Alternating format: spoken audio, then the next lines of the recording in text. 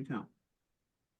All right, hey there, folks. Welcome back. A new year brings a new season, and even as convention signings and other live events are getting back on track, I figured I'd keep bringing Book Tour to you. So, welcome to the 2024 season premiere of Russ's Rockin' Rollercoaster, intriguing interviews with creative minds. So, over 100 plus episodes on this show, we've done multiple panels about Star Trek. But tonight, we're going to be focusing on one of the most fascinating and, in my mind, important characters in the entire franchise as we take a deep dive into the legacy of Captain Sisko. On our panel tonight is my pal and just a sweetheart of a guy, Derek Tyler Attico. Derek is a science fiction author, essayist, and contributing writer to the Star Trek Adventures role-playing game. He is also the winner of the Excellence in Playwriting Award from the Dramatists Guild of America and two-time winner of the Star Trek Strange New Worlds Anthology, and he has a wonderful new book out, the autobiography of Benjamin Sisko. Welcome back, Derek. Russ, thank you for having me. It's great to be here for the season premiere, man. All right, good to see you. You know I love you, buddy. All right, also on our panel tonight is a writer of stuff, master of forms, and my pal, Keith R.A. DeCandido. When he's not spending his time in the dojo or obsessing over the Yankees, Keith has written more than 50 novels, 100 short stories, dozens of comic books, and various genre fiction reviews, including multiple entrees about Star Trek. Welcome back, Keith. Thank you, Russ. Good to be here. All righty. And rounding out our panel is my pal, Kelli Fitzpatrick. Kelli is a science fiction author, game writer, and teacher from Michigan. She is a contributing writer for the Star Trek Adventures role-playing game and recently wrote for NASA's Hubble Space Telescope website. Yes. Welcome back, Kelli. Great to be here, Russ. All right, good to see you. All right, so just a heads up to the folks at home. As always, feel free to send me notes or questions you have for the panel in the chat box during the show, and we'll get to a few at the end. All right, so before we get into the nuances of this really kind of fascinating character, I think we need to put things into perspective. So Deep Space Nine debuted in 1993, so we're talking more than 30 years ago. Now, culturally, socially, then, we were starting to turn a slow corner, but we still had a ways to go. So talk to me now about the role of people in color in sci-fi and fantasy more broadly at that time, and in the context of Star Trek. So, Derek, why don't you just kick us off? Oh, wow, that's a great one. Thank you, Russ. Well, at that time, there was no black male lead in a science fiction show. There was no black male lead on television in a dramatic role at all. You had at that time the Cosby Show, right? And you had I believe Homicide, Life on the Street, and that's like an ensemble. But you had certainly in science fiction, no black male lead or black lead at all. And overall on television, you had no male or female lead of color, specifically in a serious role. So then comes Star Trek Deep Space Nine, and you have a black male lead. So this is a serious role. These are a show that's asking serious questions. It's Star Trek. So you have not at that time, it's like a almost 30-year franchise, and in some ways the flagship of science fiction for television. And what the franchise is saying is, hey, we are putting this character and this actor at the forefront of our series and of our franchise, and this is who is going to be leading it. And that's huge. That's huge. And I think all of television and in many ways all of the world stood up and took notice. And then on top of that, the lead character, Benjamin Sisko, is played by Mr. Avery Brooks, who he in himself demands. He's a person that just demands. He has a presence, and he just demands attention. He's electric on and off the screen. So I think everyone just started to pay attention to the character and the person and the individual playing the character. Yeah, that's great. I don't particularly recall. I admit I did not watch DS9 in its original run for whatever reasons, and I don't know that I was sort of tuned in at as much to the issue at the time. Sure. When he was announced and he came on, Do you think that at the time that the fact that Avery Brooks, as a black actor in a lead in on Star Trek, do you think that it's sort of we can look at it now and say, wow, what a pivotal moment. Do you think that that was was that sensibility prevalent then? It may have been more pivotal. I can see Keith nodding. It may have been, because Keith knows, it may have been more pivotal then, because just a short detour. Avery Brooks was on a show, a little tiny show called Spencer for Hire, with Robert. Robert. Thank you. Right. Thank you, Keith. Yours. Right, and the man had so much presence. He played a character called Hawk, and he had so much presence. He almost demanded his own series, which he got, called A Man Called Hawk. It was just the name of the series and that was who he played. That was the name of the character.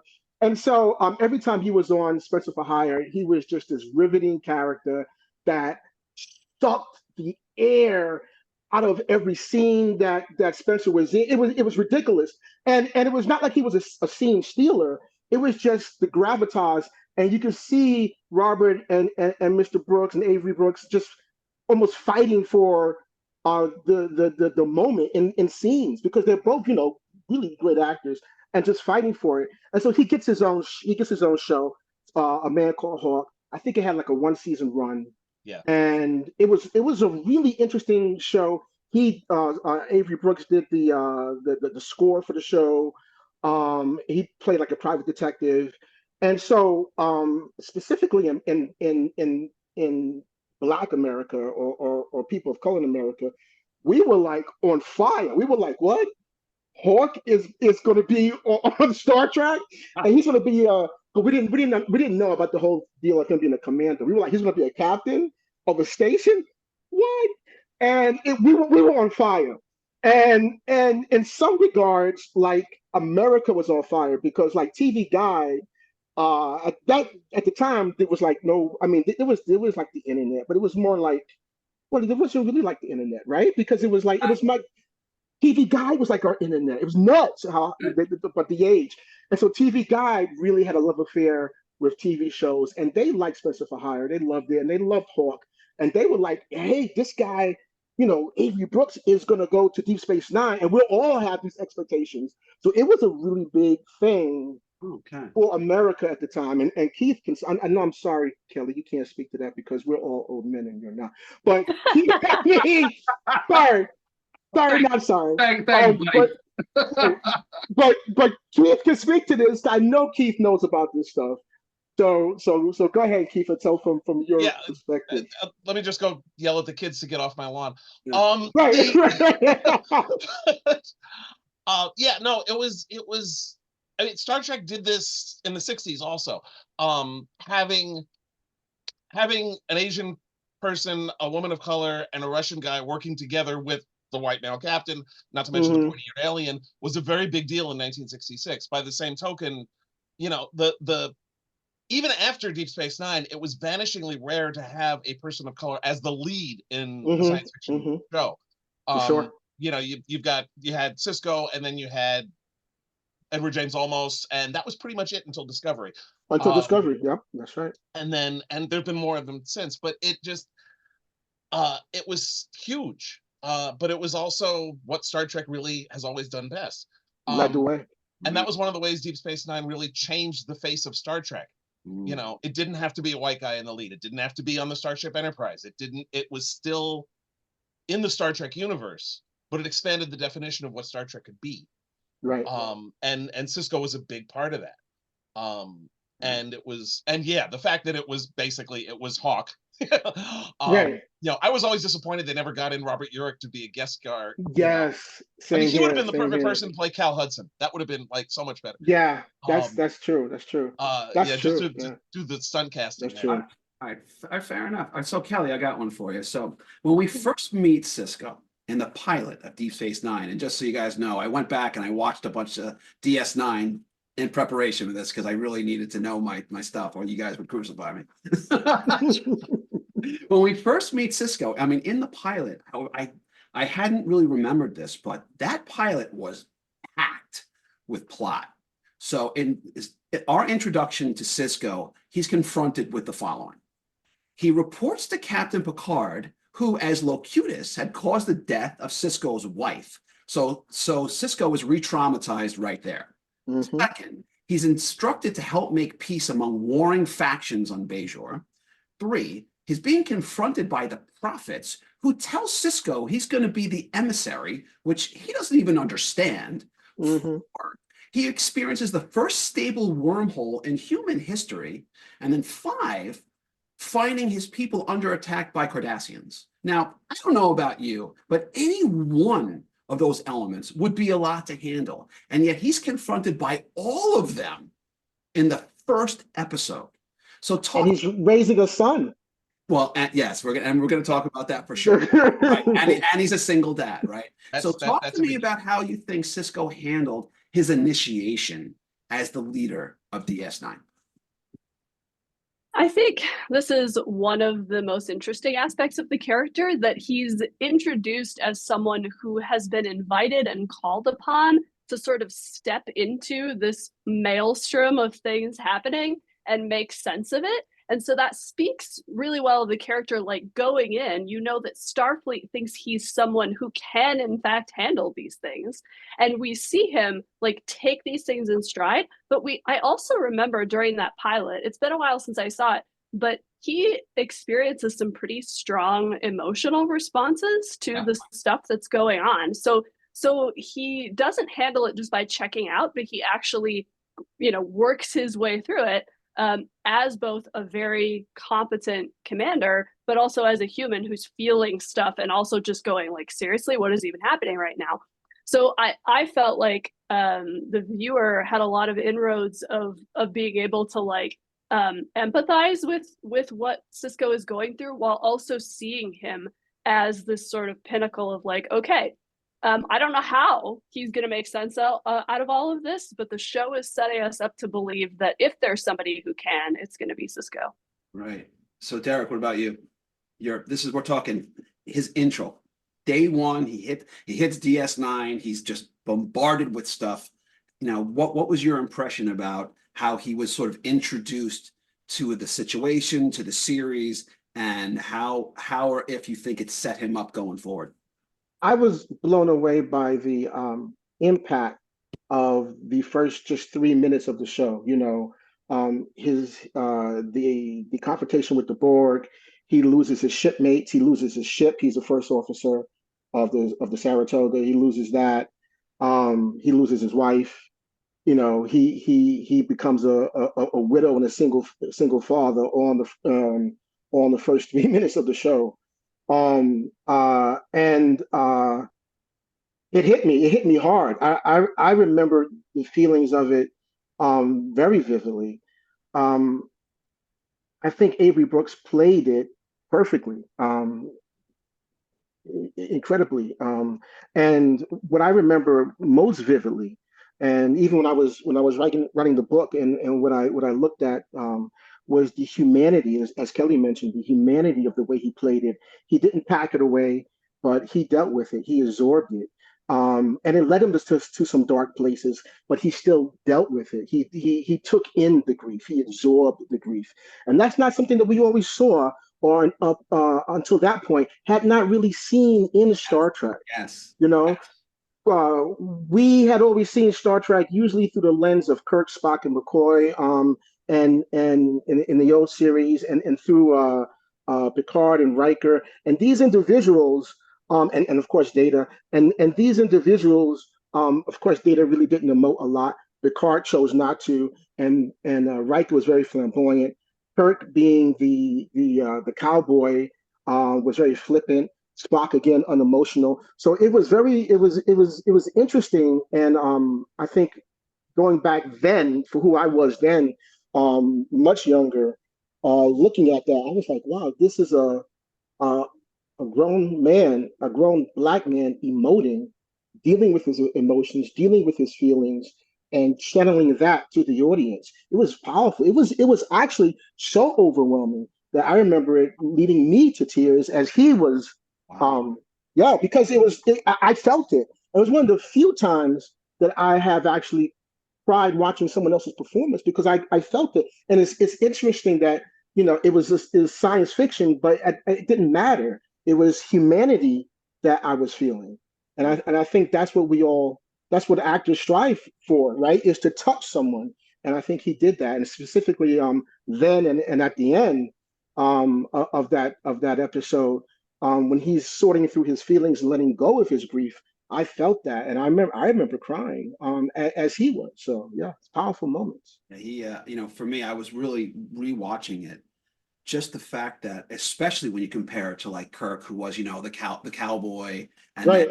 then Picard, who was sort of more, Detached, removed. professorial a bit Oh, in for sure, his absolutely. way, and here you have Sisko, who his emotions they bubble up. I mean, you hear the wisp in his voice, and the tremors and the trembles, because you can feel like his It's emotions all and his there. Yeah. intellect trying to, like, he knows that he can't. He's like, I'm the captain. I cannot lose my shit. I can't. Right, right, But it's right. all right But it's there. all right there. Right Right, there. right, right, Wow. right. I also like the fact that Sisko, and you all touched on this, and I think it's one of the most important parts of Deep Space Nine. When Kirk or Picard, or after him, Janeway or Archer, were faced with a problem, they dealt with it, and then they went on to the next mission. Sisko's problems didn't go away. Yes. He was Right. There was all stuff that was happening around him at once. He had to deal with all those things you mentioned, Russ, when you were summing up Emissary. All of that stuff stuck around. That wasn't stuff that he was done with. Hold that thought, because you're actually leading into my next question. So I want you to keep going. So it would be difficult to discuss Sisko without talking about how Deep Space Nine is set apart from the original series and Next Gen, because unlike those previous shows and those movies, for the most part, DS9 took place on a stationary space station, a static location for the most part, rather than a mission of exploration. So how does that setup impact the ways in which the leader of that station needs to function, as opposed to this sort of like ongoing voyage and adventure of the week? Well, yeah, like I said, all the problems that he had in Emissary didn't stop there. He had to continually deal with with Bajor coming out of the Cardassian occupation. He had to constantly deal with the issues of the wormhole and of people exploring the Gamma Quadrant, and then later who they met in the Gamma Quadrant and the consequences of that once they encountered the Dominion.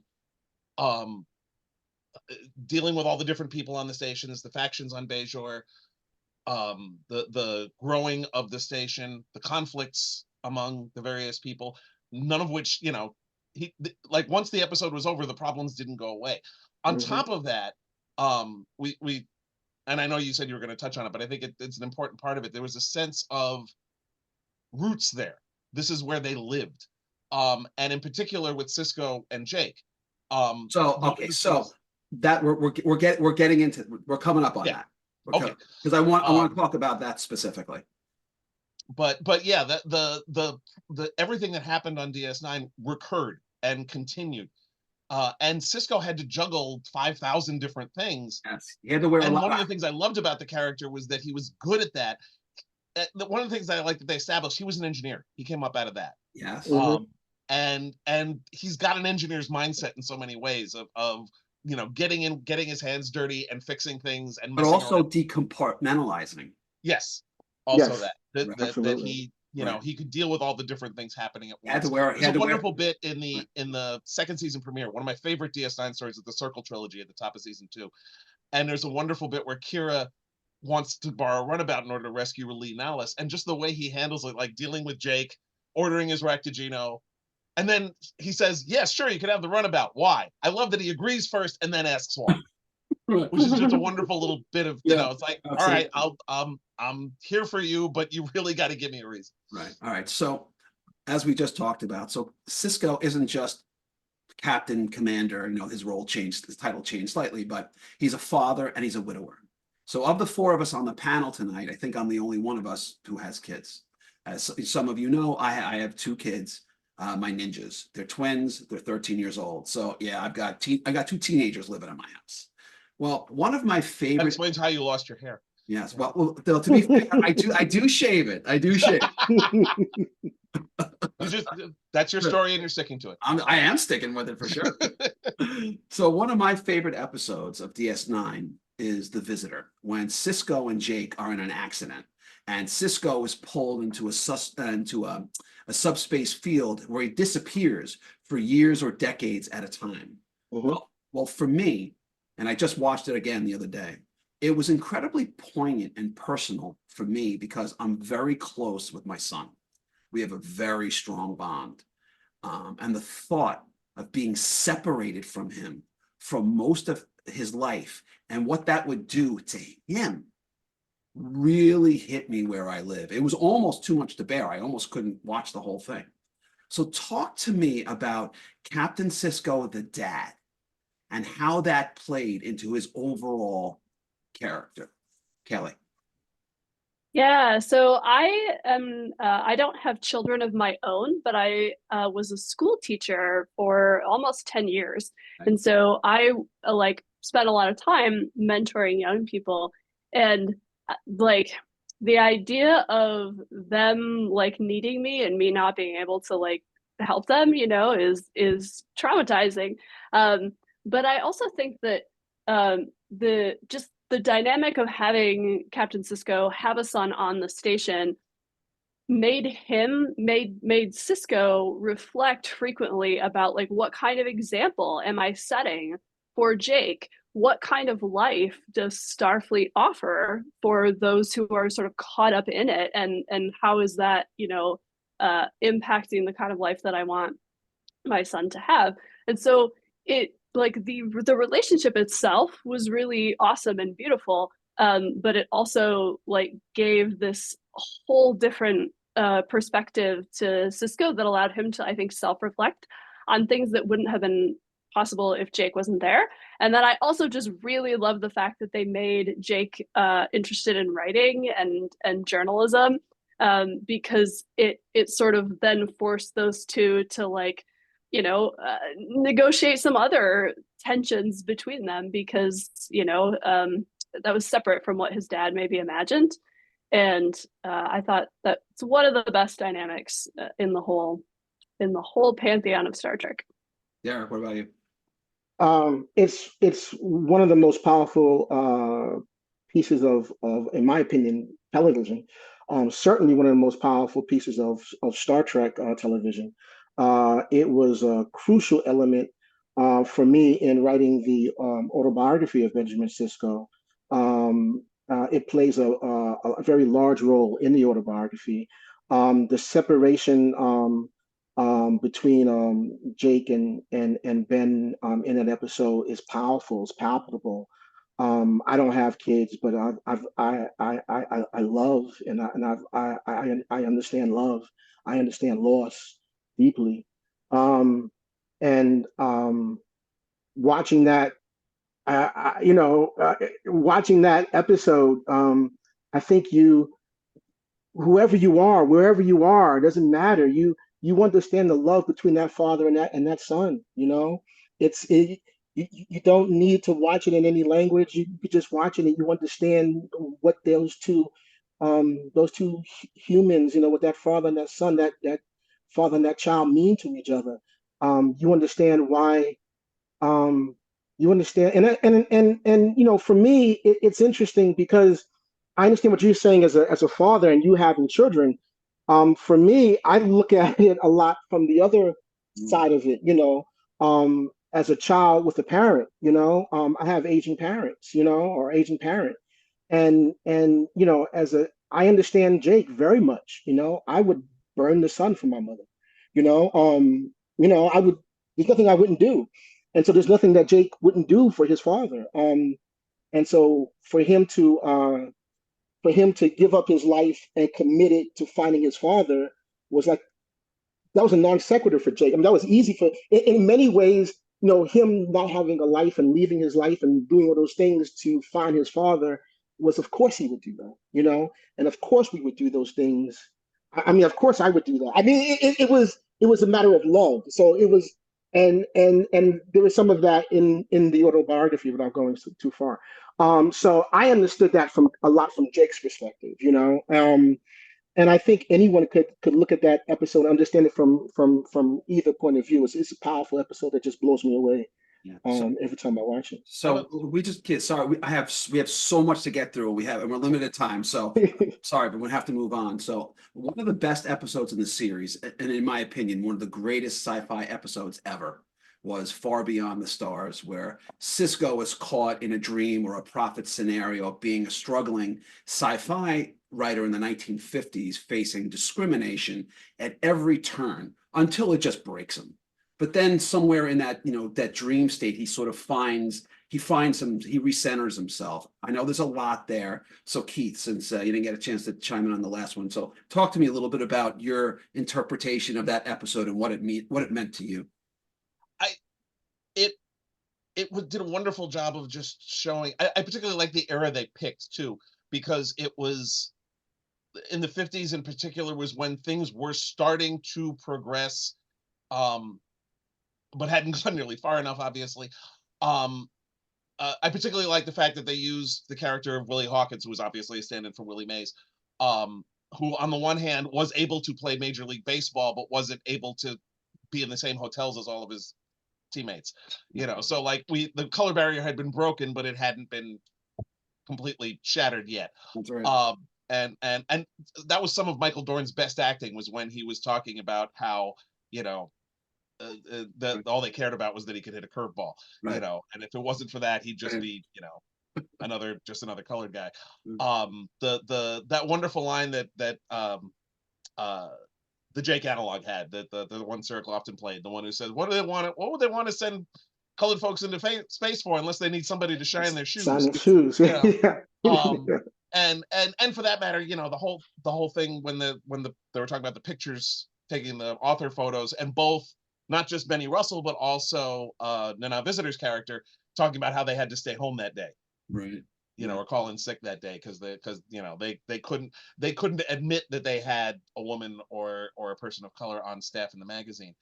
And just a reminder of the fact that progress is a process. Yeah. And one that you know, that the hopeful future that Star Trek gives us is something we still are aspiring to and still have a long way to get to. And it was especially wrenching to watch it again when I was doing my rewatch of Deep Space Nine in the mid 2010s, watching the scene where the two cops beat Benny up. Oh, awful. And so and bad. just, you know, this and I'm watching it, you know, in 2016, or it was 2017 actually. So, you know, right around when there was an uptick in violence against people of color also, and it was like, damn. We haven't come far enough. We've come so far, and yet we haven't come nearly far enough. Kelly, what about you? It was a beautiful example of that, and it was a good way of showing it while still being true to the utopian future of Star Trek. So giving us, you know, a look back. Kelly, what about you? How did you respond to that episode? I really love this episode. I tend to be partial to episodes that let the characters like act out of context, or you know, the actors act different characters, and so I just love that aspect. It's so fun. I forget Armin Shimmerman's character in that episode, but it's so fantastic to just see the contrast. But I also, I think it's also a great example of, I think it highlights the fact that the themes and the values that Star Trek represents are like evergreen across history, because they, you know, you lift a story and like drop it into a different decade, and all these things are still relevant, which in one way says, you know, let's get our act together and fix things so that we don't still need to be talking about this stuff, you know, 50 years from now. But it's a strength of the show that they're able to do that. And I think that was one of the episodes that maybe called out, like they said the quiet part out loud, right? Like a lot of Star Trek episodes are a very thinly veiled allegory for something in our world, and that episode is like, here it is. Here's the thing in our world that's a problem. And it's still a problem. That's right. So Derek, it was a great line Arlo Guthrie had one time when I saw him in concert. He was talking about his father, Woody Guthrie, and how, you know, decades, on the one hand, it's great that decades later his songs still have relevance. And on the other hand, it's too bad that the world still sucks. Right. Yeah. Yeah, it's a shame that they still have relevance, right? Yeah. Yeah. Right. Derek, what about you? I mean, there's a lot going on in that episode. What was Oh, your? there's a lot going on. As a person of color, as a black person watching it, like Kelly said, they said the quiet parts out loud. I'm always struck by something that James Baldwin said. The responsibility of an author is to be a mirror to society. And I always try and bring authenticity in everything I write. And authenticity for me means speaking about the truth. My truth and also the truth that I see in the world.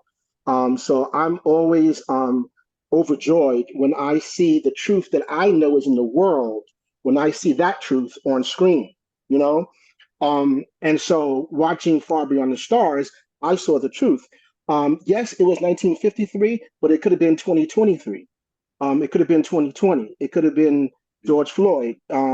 It could, and not Benny Russell, right? So it was very stark, very honest. Yeah. A little bit of that, the more things change, the more they stay the same. Exactly, Russ, exactly. And on top of all of that, in that, it was a pitch perfect episode. The writing was wonderful and beautiful, sharp and crisp. The acting, the direction by Mr. Brooks. I mean, all of it. Everyone's at the top of their game. Yeah. You could watch that and you could teach that episode. I mean, it was just phenomenal. For me, that final kind of end when they rejected his story and then he got fired and then he breaks down. And he just finally broke down. Yeah. I mean, how could you watch that and not just be so and just be broken? That this very he's just a decent man who's just trying to make his way in the world, and he just got beat down at every single turn. Yes. There was no plate. He was boxed into the point. Let me tell you, the box. His life was a coffin. That was the trials of what he was reflecting was the trials of Black people, specifically Black men, against the system. And it was just like that straw that broke Benny Russell's back, and he was reflecting that. That's right. And our visitor said that Avery Brooks, for several minutes after the scene had broke, was still in that headspace, of the Benny Russell headspace. And it took him. You can't just switch that off. You can't just switch that off, at that level, and understandably, because that was an Emmy moment. But Deep Space Nine never received one for acting. But that was certainly, if there ever was one, there were many Emmy moments from all of the cast. That was certainly that was a Hall of Fame moment. Absolutely, right. The whole episode from the whole cast, 100%. All right, so easily, we got to keep going. So all right, so I had a weird epiphany the other day. So there's an episode in season 6, Waltz, where Sisko is transporting Dukat, who's set to serve sort of the beginning of a trial for war crimes. The ship crash lands with Dukat and Sisko alone on this distant planet, and they're struggling to survive. Now, Dukat is having a nervous breakdown in the wake of his daughter's death.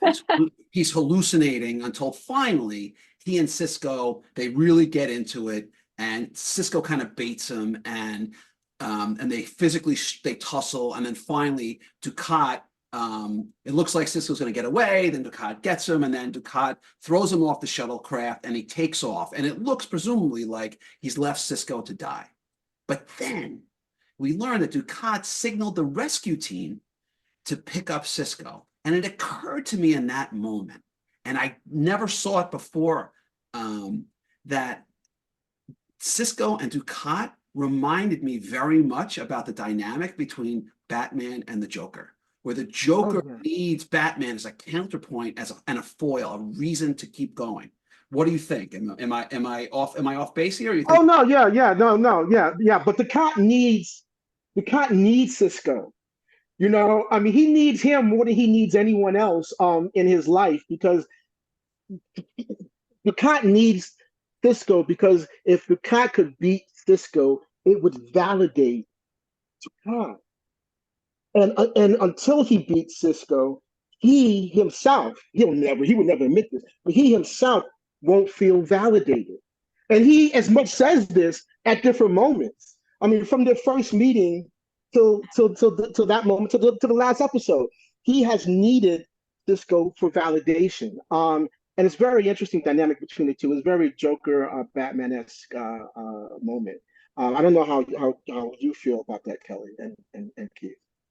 I think it's broader than that. I think with Ducat, it's always he wants Bajor to love him. He's always wanted that. Oh, sure. He's always wanted Bajor to admit that he was a good leader and he was good for them and they loved him and they were sorry to get rid of him. And both Sisko and Kira have represented different aspects of Bajor for him. So I think he has a similar relationship to Kira as well. He loves Kira though.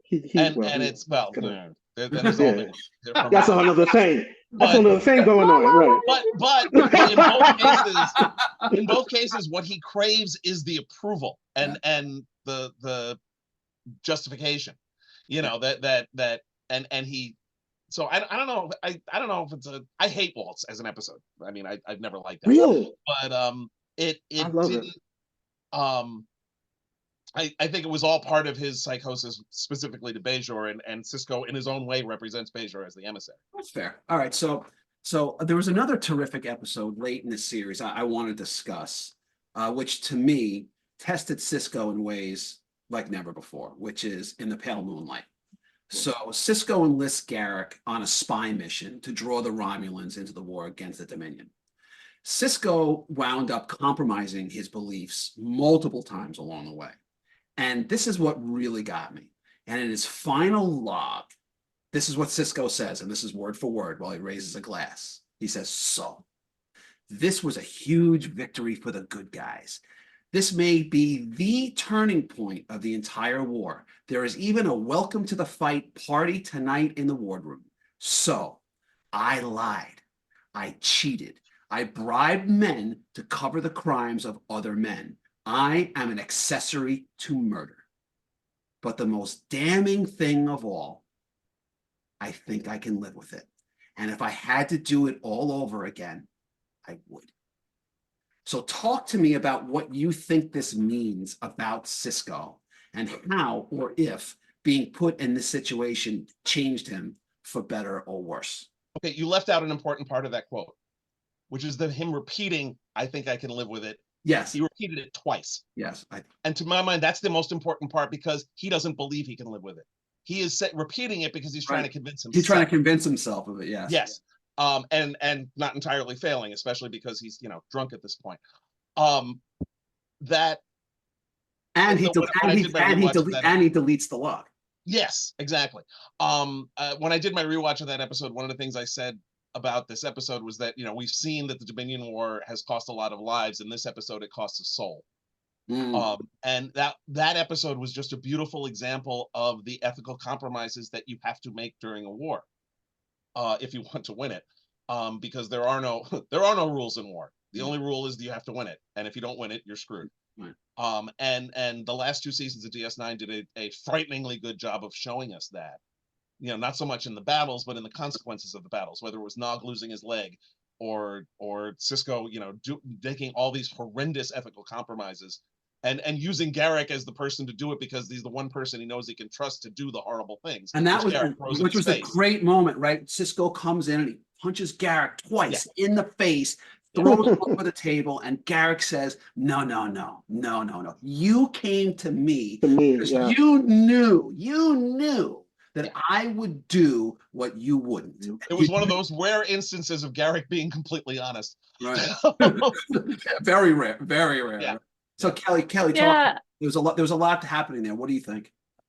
Yeah, I think this episode does a really good job of unpacking the moral gray areas. There's a lot of shows that deal with war. And Star Trek has a lot of wars going on at various points in history, but I think Deep Space Nine, like Keith said, is one of the few who really approach it. I think maybe the Xindi War in Enterprise is one of the other times that they attempted to do this, but I think DS9 does the best job of showing the nuance of how this affects like individuals. And we just sort of get to see like Starfleet can have all the ideals that it wants, but you still are going to have to decide how do you how do you deal with really horrible people who want to take over the galaxy? And how far are you willing to go? And Sisko is one of the people who can handle that. I think that episode could have very easily gone into like trite moralizing with maybe a less experienced actor, or like Derek said, somebody with less presence. But man, it's pulled off. Yes. All right. So quick interlude for the folks who came in a little late. If you have any questions or comments for the panel, send them in the chat box and we'll get to a few at the end. All right. We're coming down to the wire. So we're going to do this one kind of quick. So Kelli, so Kira Nerys was as formidable a character as we're ever likely to see in any genre. Talk to me about the relationship between her and Sisko and how that impacted the way in which Sisko made his way as leader of DS9. I think they succeeded together, and I don't know that either of them could have succeeded without the other. Like, we get this great dynamic of them being like almost bouncing off each other at the start. Like they're at cross purposes, and there's this evolution over time of really trust, I think, of just them figuring out, okay, can I rely on this other person? And Kira develops into this person. I see her as the person who like gets the job done. Like Captain Sisko is the one who can make the decisions, and then Kira executes them very effectively. And I think they make a great team. But I'm glad they allowed a really strong commander to have an equally strong second. I could easily have seen like the writers being like, oh, we can't have like two powerhouse characters, you know, in the executive roles here. That'll be too much. But it was actually perfect to have that because they counterbalanced each other. All right. So when you look now, and we'll start with you, Keith. When you look at Captain Sisko now, like with time to reflect, what stands out most to you about Sisko, both in how he handled himself throughout the series, but also the kind of legacy he leaves behind? He leaves, I think, a legacy of similar to a lot of the Star Trek captains, of somebody who was able to step up to the plate when great things were required, but also able to navigate the little things well, to handle both the big picture and also the macrocosm and the microcosm with equal deftness, which was especially true on Deep Space Nine because, as we've been saying, it's all, you know, the problems you don't get to sail off when the mission is done to the next planet. You're still at the same planet the whole time. There's so many instances where he does a good job of navigating all the ridiculous politics that he's surrounded by, which is exacerbated when he also has to, you know, run a station during a war. And he is at home dealing with all these different problems at once and dealing with them with aplomb and trusting his people. He's really the you know, like in different ways than the others, because he's friendlier certainly than Picard, more down to earth than Kirk, more and he's more, like I said, he's more of an engineer, more hands-on than some of the others. But he's got that charisma and he's got that friendliness. I wrote a story that put Sisko and Picard together, a novella called Enterprises of Great Pitch and Moment, which was basically a TNG DS9 team up. And there was one point where I had a line of dialogue that was originally Picard's, and I realized Sisko had to be the one to say it, and I completely rewrote every word of the sentence because Avery Brooks doesn't talk the same way as Patrick Stewart, and they're different types of people. Right, and their cadence and the mannerisms. And that's the great thing about all the different leaders that we've seen in Star Trek, is they all have their own style. Right. And Sisko is very much the head of a family, you know, more in more ways than almost any of the other captains. You know, he cooks, he has a son, you know, his drinking buddy is a science officer. The relationship with Kira is wonderful, you know, going from, I guess you want the office, right, to the wonderful dynamic they developed. Right. Oh, great. So we got to move on. So Derek, talk to me. Right. So for you, you've had a lot. It's very easy. It's very easy. Talk to me. Balance and integrity. It's very easy. You have a captain that has shown balance.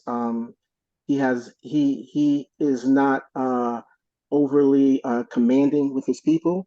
He knows how to stand back and not micromanage and let them do their jobs, and he knows when to pull back. And then when they take the reins a little too much, he knows how to snap them back. Um, he also has an integrity. He cannot be swayed by anything or anyone. He is a man's man. He is a phenomenal father, but he is all of those things. Again, comes back to balance. He has learned the life work balance. He has learned all of these things from having a foundation of a very strong family. These are all the things that I put in the autobiography of Benjamin Sisko, and the why and how those things uh, the genesis of all of those things. But without balance, none of the other captains, none of the other shows have captains that have balance. The closest we've seen to date is Pike, and even Pike has problems with personal relationships. All the other captains have problems with personal relationships. When we meet Sisko, he is already a married man. He's already a father. He's already understood what it takes to have a family while working in Starfleet. That's rare, even in Starfleet.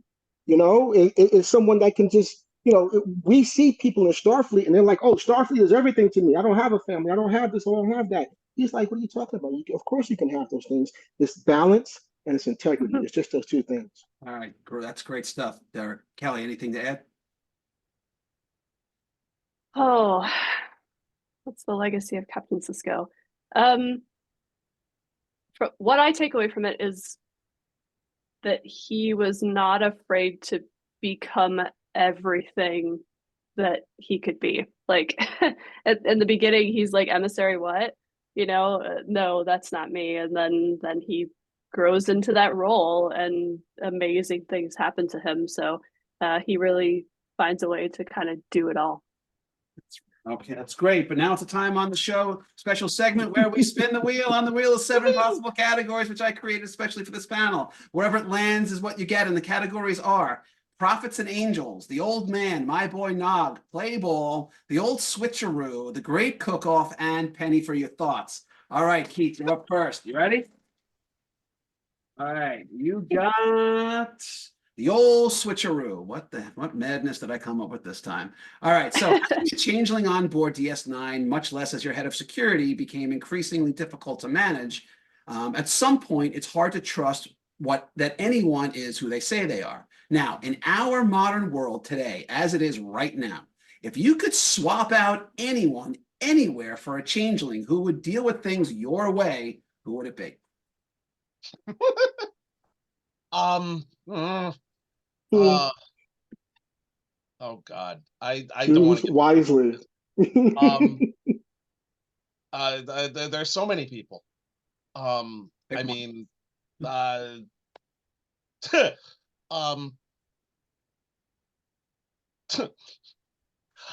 Elon Musk. Good one. There you That's a go. good All right. one. I know what you wanted to say, but Yeah, I know. fair enough. Fair enough. You knew I had to go there. All right, Keith. All right, Derek, you're next. Okay. All right, what do we got for you? You got no, just that's the old switcheroo. All right, the Great Cook-Off. All right. Oh my God, what did I do here? Let me see. All right. Okay, so Sisko's father was an amazing chef. Captain Pike seems to be quite the culinary master as well. In an old-fashioned cook-off, who would win? Joseph Sisko. A close second by Pike, but Pike does breakfasts really good and seems to do dinners really good. But Joseph does everything. The man's whole life has been cooking, so come on.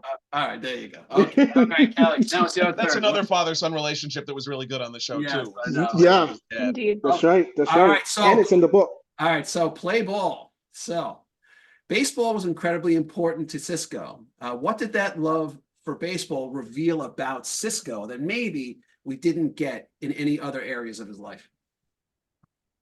For me, it was like the team aspect, like team players, like everybody has a role and you all have to like coordinate and work together well. But also that it's okay to have fun at work.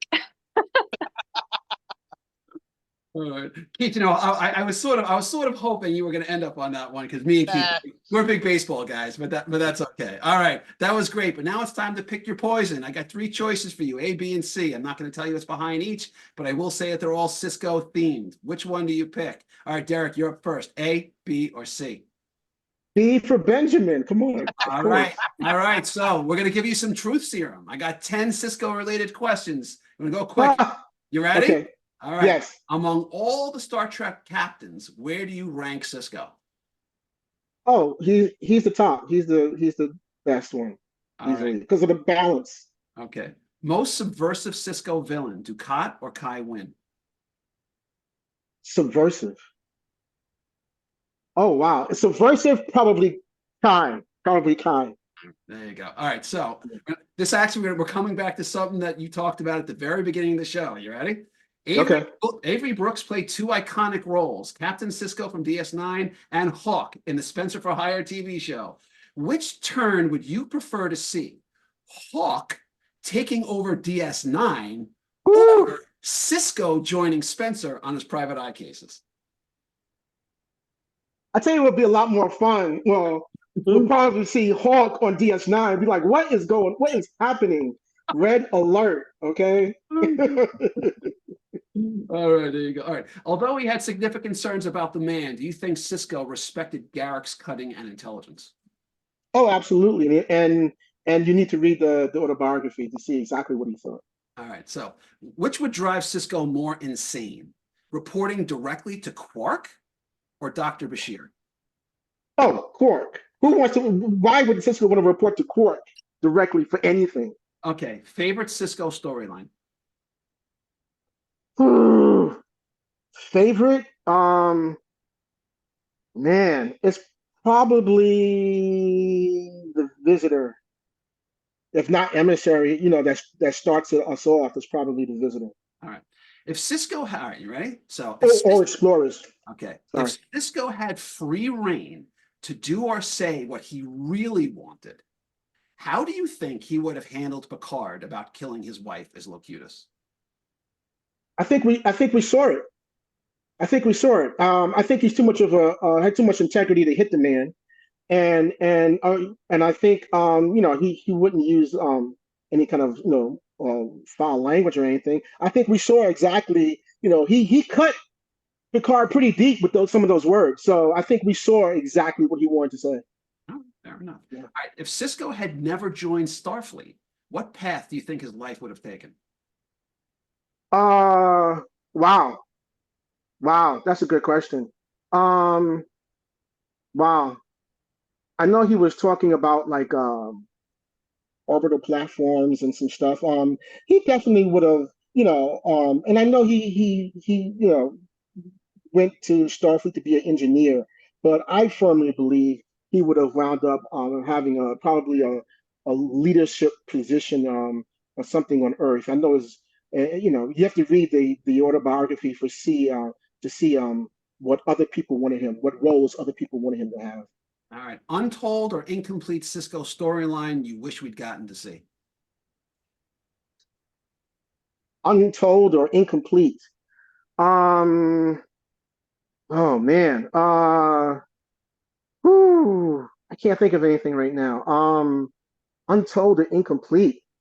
Oh well, maybe some more. I kind of like the mirror universe, and I really liked dealing with the Jennifer in the mirror universe. I thought it was a shame that she died, although there was some kind of symmetry in that, But maybe exploring that a little bit further would have been interesting to see.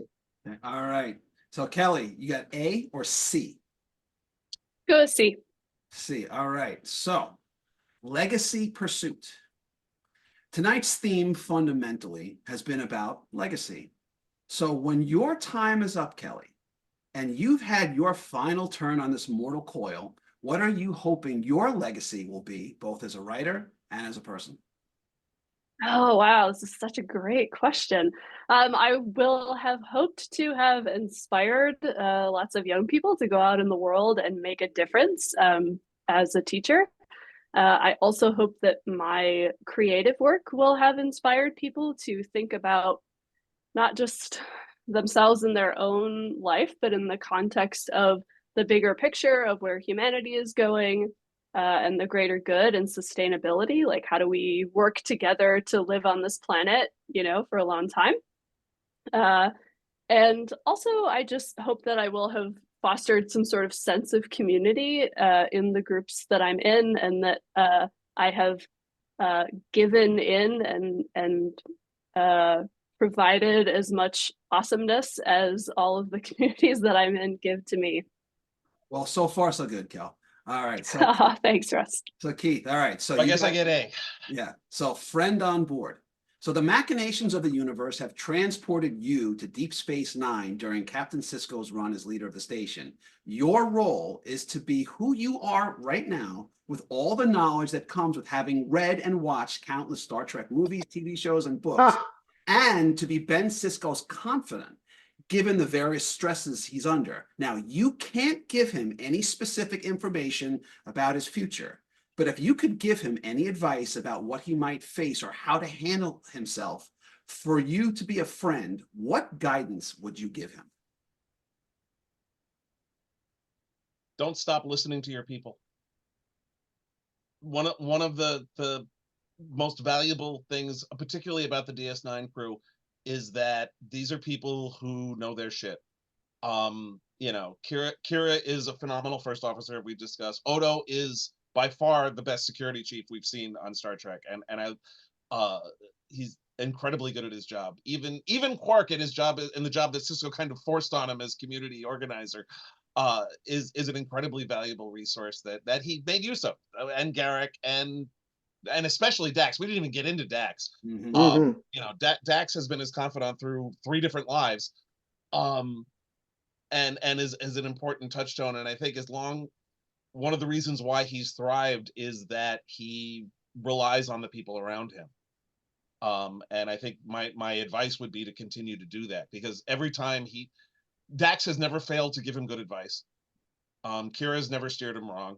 Odo's never steered him wrong. O'Brien certainly never has. He's always been somebody you can rely on. These are his people, and so that. All right, very good. All right, so I would take questions from the audience, but we don't have any. So I want to go back to one of the questions. I had a bunch we didn't get a chance to get to, but I think we have to talk about this one piece, which is this. I just scrolled past it. Oh, come on, Russ, where the hell are you? Okay, here we go. It would be difficult to talk about Sisko without talking about his role with the Prophets as the emissary and Kai Wynn. Now, this wasn't just sort of a random kind of storyline that kind of just dropped in and out. I mean, we learned that he was destined really from the very beginning for something rather remarkable that no one could have predicted, much less him. So talk to me about his relationship with the Prophets, Kai Wynn, and his role as the emissary, and how you feel that may have differed a bit from previous long-form storytelling, in Star Trek. So Derek, why don't you kick us off? I think it was beautiful. There was an episode in 2nd or 3rd season when an individual comes through the wormhole and he says he is the emissary, and it's a poet from like Bejor's past, and that episode sets up a reveal in Ben's own personal life, like about 5 or 6 seasons later. So the writers were really starting to really think ahead. I think the idea of Ben's connection with the Prophets and him as an emissary is just some really great work. A lot of it goes into what I did in the autobiography of Benjamin Sisko. I think his relationship with Kai Wynn is one that I think for Ben's part starts out as him trying to respect her and always be respectful, but quickly learning that this woman is going to be an adversary, a frenemy, more enemy than friend. Definitely someone that is looking out for her own devices more than the welfare of Bajor, but he still has to work with her. And that's another part of his integrity, is that he still has to work with this woman. So he still has to do what he has to do, even though he knows that she is in many ways actively working for his undoing and the undoing of Bajor. And I think you see that in their relationship. You know, he knows he can't trust her. He knows she's going to have a dagger ready to thrust in his back when he's not looking, but he still has to work with her because Bajor respects her.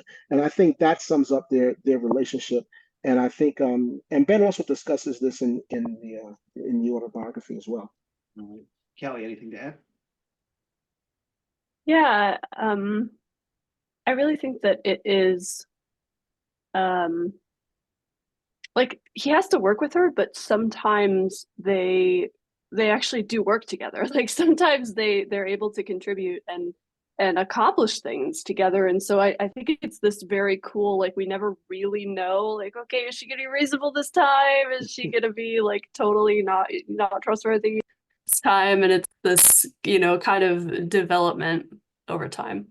All right, guys. So what we're going to do is I'm going to share we're out of time. I'm going to share my screen. I got some goodies for everybody. So sit tight for a second. And all right. So, all right, big dog. This is your time. This is your time to shine. This is the what am I looking at? autobiography of Benjamin Sisko. It is currently available everywhere books are sold. This is the origin story of Ben Sisko, who he is, how he became who he is. It's for the 30th anniversary that we had last year of Deep Space Nine. Everything that you would want to know about Ben is in this book. I think you'll enjoy it. Everything about family and love and New Orleans and jazz, everything that makes Ben who he is and who we see on Deep Space Nine, all of the origins of that is in this book. So take a read, and I hope you like it. I got mine right here, baby. All you guys make this book a bestseller. Buy yours today. It'll be great. All right. So, okay, Keith, what am I looking at here? I finally, after a 13-year break, got back into writing Star Trek fiction through Star Trek Explorer magazine last year. And the magazine publishes 4 short stories per issue, 2 in the magazine, 2 in the digital supplement. And then every once in a while, they will also put out a compilation of stories. What you see on the screen now is The Mission and Other Stories, which is the latest compilation, which includes, upwards of 20 stories, I think, including my first one for the magazine, which was a Deep Space Nine story, appropriately enough, called You Can't Buy Fate, which did not have Sisko in it, but it did focus on Nog and Ezri Dax. And it was a story that I wrote as a tribute to the late Aaron Eisenberg, who played Nog. And then there's also stories by James Swallow, Greg Cox, Una McCormick, John Peel, Chris Cooper, Mike Collins, and a bunch of other people. It's a really good collection. It'll be out from Titan like next week. All right, right on. Very good. So get your copy today. All right, Kelly. And subscribe to the magazine. I've got more stories coming in the magazine. All right, there you go. Kelly, what do we got here? This is an anthology that is coming out from Becky Books called Women on Trek Women, the classic series. And this is critical essays analyzing each of the female characters in the original series. So each of us, and it's all female authors, each of us chose one character to sort of do a character sketch and unpack her impact on the series and on Star Trek. And it's edited by my good friend, Rich Handley and Summer Brooks. And I really enjoyed, I got to talk about Dr. Miranda Jones, who's one of my favorite characters. Nice. So I really think you'll enjoy reading about Trek women. All right, very cool. All right. So as for me, so I don't have anything Star Trek because I'm not a Star Trek writer, but we're talking about space opera and we're talking about, for me, one of the issues here, there's a big spiritual component to this novel, which is thematic for Deep Space Nine and Crossline. It's a modern day space pilot. Marcus Powell is testing out warp thrusters. And if it works, it's going to revolutionize space travel as we know it. Think of this as a little bit Farscape, a little bit Interstellar, a little bit Buck Rogers. For reasons I will not explain, Powell is forced into a wormhole and he ends up in a parallel Earth. At a critical point in that history where there's only 2 factions left and they're at each other's throats. It's more of like the sort of like being out in the Grand Canyon versus being in an urban setting, and there's a piece of technology that everybody wants, and it's kind of like winner take all. And we learn that Powell may have actually been destined to be there all along. He has a bit of a spiritual journey going on there as well. But meanwhile, back on our Earth, his wife and young daughter do not trust the powers that be at Tower Command, and they're convinced that they are not going to let him come back. So they are frantically rushing to penetrate the Tower Command to help bring him home alive while they still can. Crossline is available on Amazon. It's published by Crazy 8 Press, and it's an ebook and in paperback, and you can get it anytime, or you can see me at any conventions.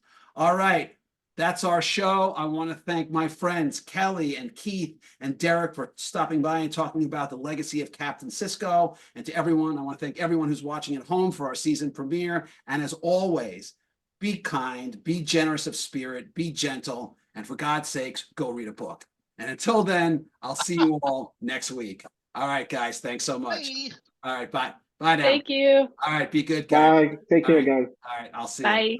All right. Super good stuff. Okay. And we are.